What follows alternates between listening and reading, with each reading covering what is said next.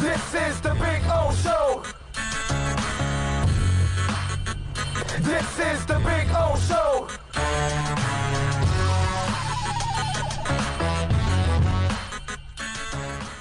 Solomon Kinley is going to start if he's in shape. Watch his 2018 SEC championship game versus Bama. He was tremendous.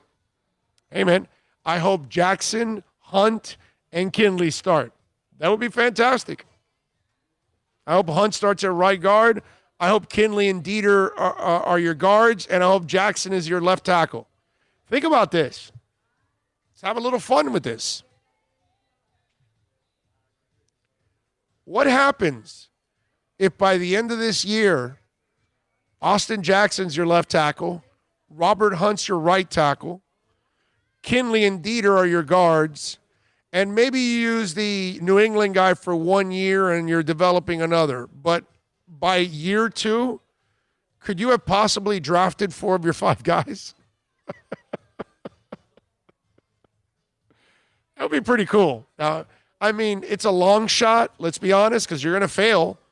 Remember, all 11 picks aren't going to hit. Okay? If they have a really good draft, about 5 or 6 of them are going to fail. The other 5 or 6 are going to be hits.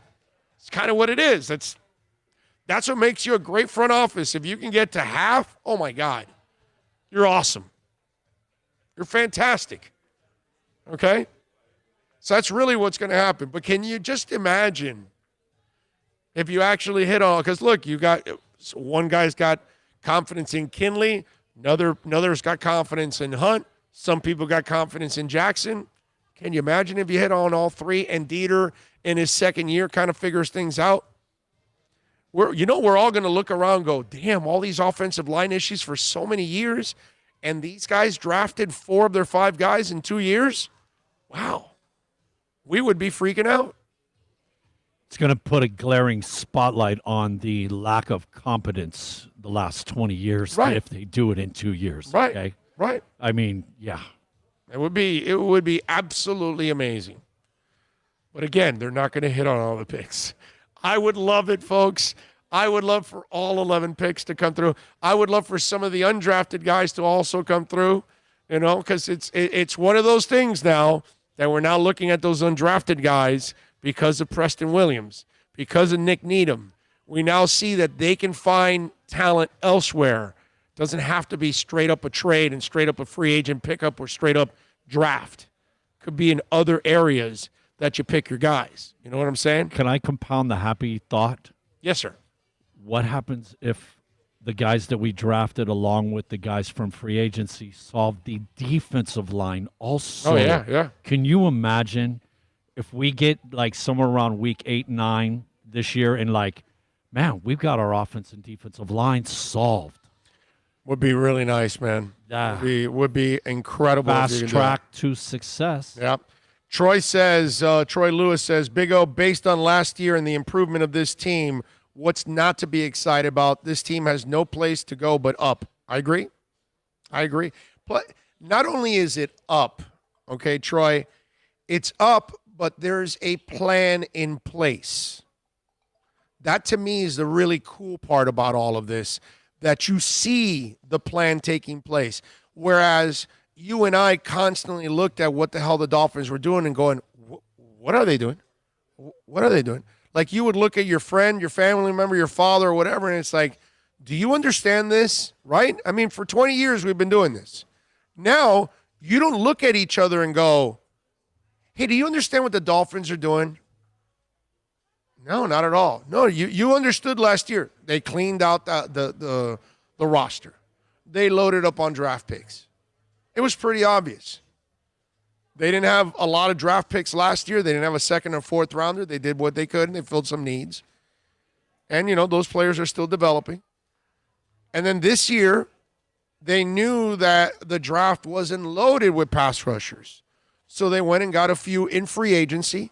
It was a heavy defensive free agency, which then we all looked at each other, and we all said, okay, looks like they're going to do a lot of offense, right? And sure enough, a lot of offense, and still added some defense.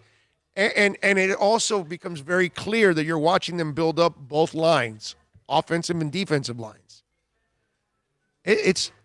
There's no real smoke screens or anything like that. There's a lot of common sense to it. When was the last time you can say that? Right? Because from one year to another, the general manager changes or the coach changes or the QB changes or the coordinators change or the plan changes. And it just, you never knew what they were doing. Wait a minute, you're adding Sue? What? Why? You're not a Sue away from a Super Bowl. These are things that they used to go on, and you're like, what are you doing? You don't say that anymore. It's pretty obvious what they're doing. Oh, will you be attending any Dolphins games this year? I don't know, Josh. If I can, yes. Road games. If we can, yes. I don't know. I don't know, my man. I would love to. Let's put it that way. Okay? If it's an option, we're in on the road, but the home games probably be on location doing a pre and a post, right? Maybe. Is that but not our plan? Or maybe. Again, I don't know. I don't know what we can do. I don't know what we're allowed to do. I know this. If we can go to the games and cover some of the games, we definitely will. We won't have a problem with that. And then we'll try to also do our own post-game show, pre-game show, some along those lines, or both. You name it. So we've got, I've got options, but I've got to get to the point where I know what we can do. But we definitely would love to go to games. I think Flowers will be guard and Dieter will be the center. Done. Maybe. Out of many, one says tanking for Tua is the best seller in the NFL this season. Don't forget Flowers. He is getting $10 million a year. He will be the other guard. Hopefully, that's right. That's right. Eric Flowers will be a guard. You're right about that. So Flowers and whoever, Kinley or Dieter or something like that, or like Radically said, maybe you get Dieter at center. You never know.